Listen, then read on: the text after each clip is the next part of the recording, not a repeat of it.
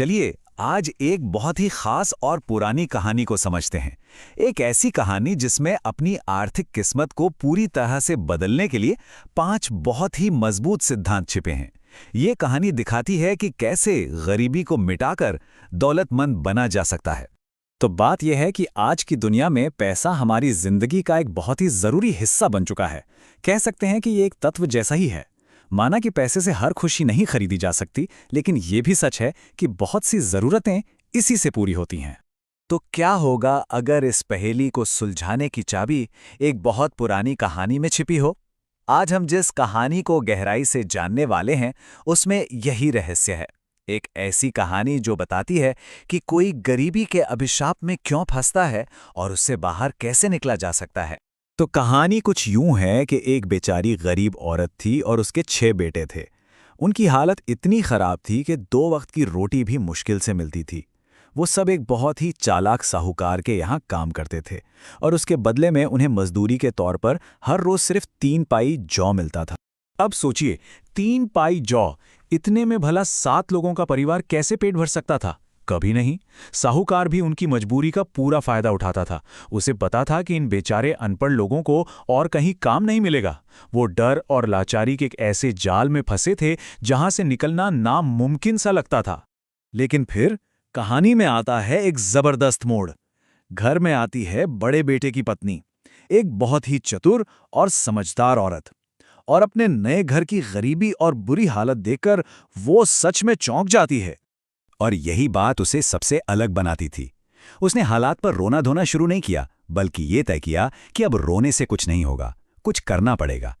क्योंकि समझदार लोग मुश्किलों में घबराते नहीं हैं, वो अपनी बुद्धि से हालात को अपने हक में मोड़ लेते हैं। तो उसने किया क्या? उसका पहला कदम बहुत ही कमाल का था। घर में जितने अलग अलग चूल्हे थे, जहां सब अपना अपना अलग खाना बनाते थे, उसने उन सब को तोड़ दिया और बस एक ही चूल्हा रखा।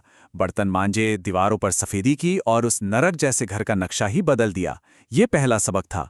जो चीजें अपने बस में हैं, पहले उन्हें ठीक करो। तो घर तो चमक गया, सब कुछ व्यवस्थित हो गया, लेकिन एक बड़ी समस्या अभी भी जस की तस थी। पेट की आग। खाना अभी भी पूरा नहीं पड़ता था।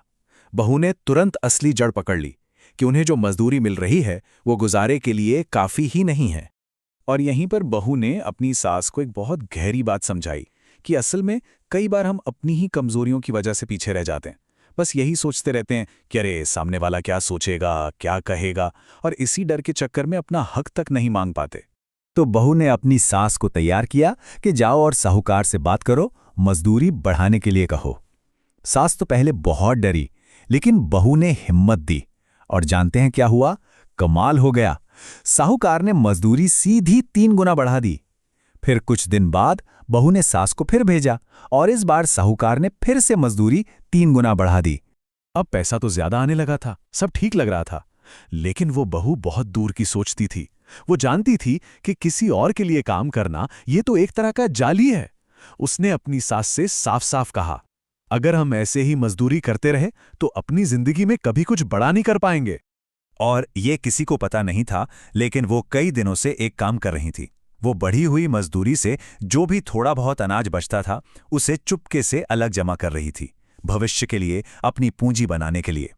उसका मानना सीधा था कि छोटी सोच ही इंसान को गरीबी के दलदल में फंसाए रखती है। अगर सच में इस सबसे बाहर निकलना है तो सोच बड़ी करनी होगी। नौकर वाली नहीं, मालिक वाली सोच रखनी होगी। तरक्की का रास्ता बड़ी सोच से ही खुलता है। तो उसका प्लान क्या था? बहुत सीधा, लेकिन बहुत असरदार। उसने कहा, साहूकार का काम छोड़ो, जो अनाज बचाया है उससे अपना काम शुरू करो। बाजार में अपनी छोटी सी दुकान खोलो। और उस परिवार ने बिल्कुल वैसा ही किया। देखते ही देखते उनकी वो छोटी सी दुकान एक बड़े और सफल कारोबार में बदल गई और उनकी किस्मत हमेशा के लिए पलट गई। तो इस पूरी कहानी से, इस परिवार के बदलाव से हमें 5 जबरदस्त सिद्धांत मिलते हैं। 5 ऐसे नियम जो गरीबी को खत्म कर सकते हैं, जैसा कि कहानी के आखिर में एक बुद्धिमान पक्षी ने बताया। सबसे पहला सबक, हिम्मत से काम लेना। देखिए, डर जो है ना, वो हमें एक जगह पर रोक देता है, बिल्कुल उस सांस की तरह। हमें वो मांगने ही नहीं देता जिसके हम हकदार हैं। दौलत की तरफ पहला कदम ही उस डर का सामना करना है और फिर भी आगे बढ़ना है। और ये सिर्फ एक दिन में बड़ी छलांग लगाने के बारे में नहीं है, बल्कि रोज-रोज छोटे-छोटे हिम्मत वाले फैसले लेने के बारे में है। अब आते हैं दूसरे सिद्धांत पर। काम करने से पहले सोचें, मतलब जल्दबाजी में कोई फैसला ना लें। उस बहू ने गुस्से या परेशानी में आके कोई कदम नहीं उठाया। उसने पहले हालात को समझा, एक प्लान बनाया और फिर उस पर काम किया। अपनी बुद्धि और तर्क का इस्तेमाल करना बहुत जरूरी है, क्योंकि घबराहट में लिए गए फैसले अक्सर हमें गलत रास्ते पर ही ले जाते हैं। तीसरा सबक तो शायद सबसे जरूरी है, समय के हिसाब से ढलना और हमेशा बड़ा सोचना। वो परिवार चाहता तो बड़े हुई मजदूरी से भी गुजारा कर सकता था, लेकिन वो कभी अमीर नहीं बन पाते। बहू समझ गई थी कि असली आजादी के लिए सोच बदलनी पड़ेगी, मजदूर से मालिक बनना पड़ेगा। हमेशा आज से बेहतर कल के बारे में सोचना और बड़े मौकों की तलाश में रहना। चौथा सिद्धांत, आत्मनिर्भर बने। दूसरों पर निर्भर रहना ही तो उस परिवार की सबसे बड़ी कमजोरी थी। वो साहूकार के रहमो करम पर जी रहे थे, लेकिन जैसे ही उन्होंने अपनी दुकान खोली, उन्होंने अपनी किस्मत की चाबी अपने हाथों में ले ली। असली आर्थिक सुरक्षा किसी और से नहीं, बल्कि अपने पैरों पर खड़े होने से ही मिलती है। और अब पांचवां और आखिरी सिद्धांत, और ये शायद दिल के सबसे करीब है, घर में शांति और सद्भाव बनाए रखना। याद है, उस बहू ने घर आते ही सबसे पहला काम क्या किया था? उसने घर को एक किया था, सारे चूल्हे तोड़कर। एक ऐसा माहौल जहां इज्जत हो, शांति हो, प्यार हो, वहीं पर बरकत आती है। जिस घर में कलह और लड़ाई झगड़े होते हैं, वो सिर्फ गरीबी को ही दावत देता है। तो ये थे वो 5 सबक। सोचिए जरा, ये कहानी कितनी पुरानी है, लेकिन इसकी बातें आज भी कितनी सच लगती हैं, है ना? तो अब सवाल ये उठता है कि इन 5 में से ऐसा कौन सा एक सिद्धांत है जिसे हम आज से, अभी से अपनी जिंदगी में लागू करना शुरू कर सकते हैं? इस पर सोचिएगा जरूर।